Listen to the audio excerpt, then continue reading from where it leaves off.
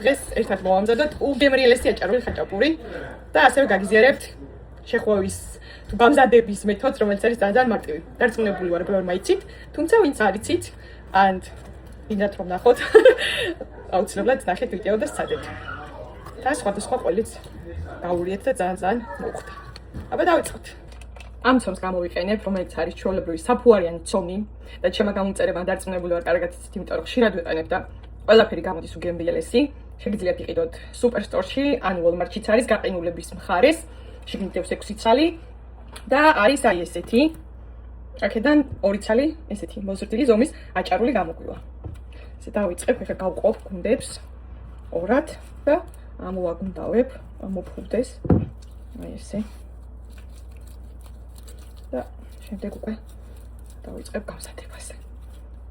აი ეს. ყველს რაც შეეხება, რასაც ყოველთვის ვიყენებ ხოლმე ხაჭაპურის გულის ართისთვის, ეს არის ფეტა, მოცარელა და იტალიური ყველი.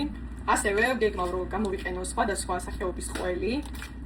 ეს თხის არის მაგალითად ობიანი ყველის ბლუჩიზი, ვისაც რა თქმა უნდა მოუნდება, ან რომელი მოუნდება გემოვნების ამბავია, უკვე გამზადებულს ჩავახეხავ კვერცხის ჩახლის მომენტში და გონია რომ უფრო ესეთ გემოებს შეეძენ ცოტა განსხვავებულს და გემრიელი იქნება ჩემი აზრით. თხის ყველით მიცდია და ძალიან კარგია და დანარჩენი გემოებიც ძალიან მოხდება.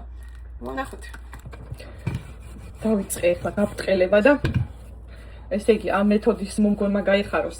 არ ვიცი ზუსტად და ამიტომ არ ვიტყვი ვისი მოგონილია და ვისი მეთოდია ესე შეხვევა არის უმარტივესი და ძალიან ლამაზიც გამოდის.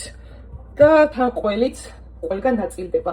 გვერდებშიც ძალიან კარგად ვანაწილებ ხოლმე. ეხლა ესე შევკრავთ. აი ესე. ესე. ანუ ამ ნავის ფორმას მოკლედ მივჩემთ თავიდანვე. აი ესე. კარგად შევკრავთ, რომ არ გამოვიდეს ყველი. და შემდეგ აი ესე დავაფრთხილებ.